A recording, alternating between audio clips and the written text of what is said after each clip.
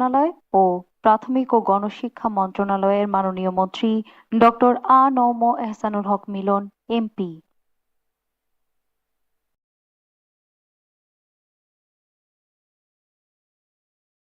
বিসমিল্লাহির রহমানির রহিম। অবসর ভাতা কল্যাণ ট্রাস্ট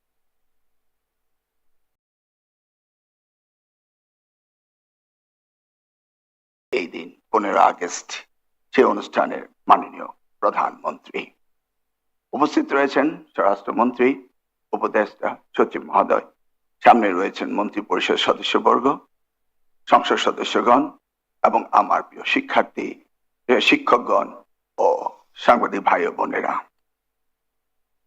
এই দিনটি অত্যন্ত তাৎপর্যপূর্ণ দিন।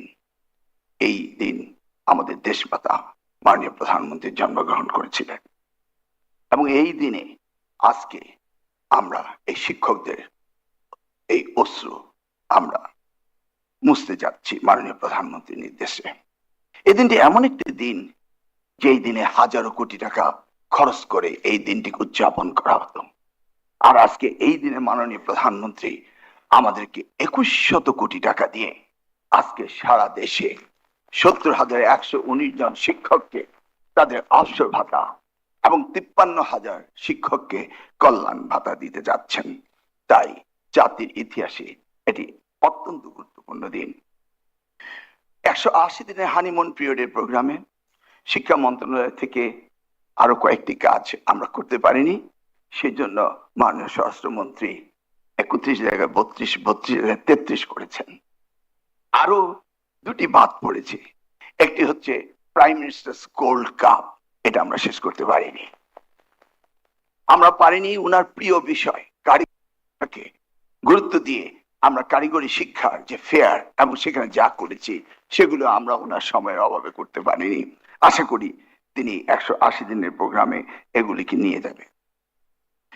আমি আসছি এবার আমাদের এই শিক্ষা খাতে এই অবসর কল্যাণ ট্রাস্ট ভাতার আজকে যে সর্বাধিক 6 লক্ষ টাকা করে দিচ্ছি, বাকি টাকা নিয়ে অনেকে প্রশ্ন করছেন এবং বিভিন্ন রকম সোশ্যাল মিডিয়াতে লিখছেন।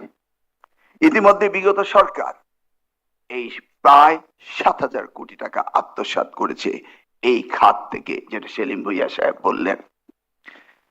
ইতিমধ্যেই তারা 598 কোটি 79 লক্ষ টাকা যে ব্যাংকগুলিতে দিয়েছে, সেই ব্যাংকগুলির নাম আমি আপনাদের পড়ে শোনাচ্ছি। ঠিক আছে, 8টি ব্যাংকে এই টাকাগুলো দিয়েছে, যেখান থেকে আমরা টাকা পাওয়ার সম্ভাবনা খুবই কম রয়েছে। আমাদের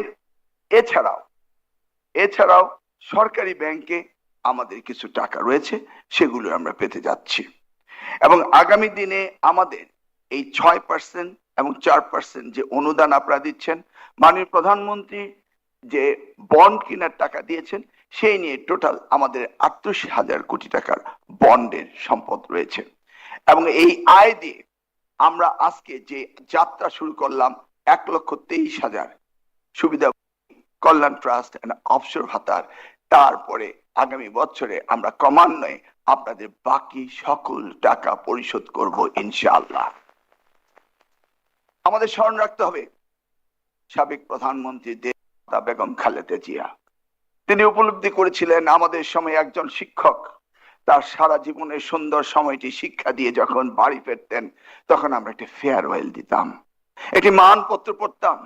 মুসলমান হলে একটি টুপি, একটি পাঞ্জাবি, একটি ছাতি, একটি লাঠি এবং এক জিল কোরআন শরীফ এবং এক জোড়া তসবিহ দিয়ে তাদের বিদায় করতাম।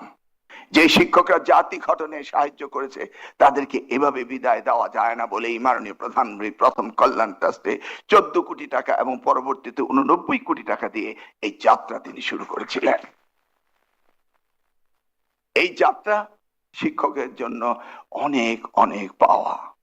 তাই আজকের এই দিনে আমরা স্মরণ করব আমাদের দেশমাতা বেগম খালেদা জিয়াকে, আমরা স্মরণ করব শহীদ রাষ্ট্রপতি জিয়াউর রহমানকে, যিনি এই বেসরকারি শিক্ষককে 50% বেতন দিয়ে এই সিস্টেমকে তিনি চালু করেছিলেন, সম্মাননা দেওয়া শুরু করেছেন শিক্ষকদেরকে। আগামী দিনে এই শিক্ষকদের সম্মাননা দেওয়া চলতেই থাকবে, চলবে আমাদের মাননীয় প্রধানমন্ত্রীর নির্দেশক্রমে। আমরা চাই এই শিক্ষা মন্ত্রণালয় থেকে আমরা আগামী দিনে যা যা করণীয় রয়েছে এই শিক্ষা ব্যবস্থাকে উন্নত করার জন্য সেই দিকে আমরা কাজ করব ইনশাল্লাহ।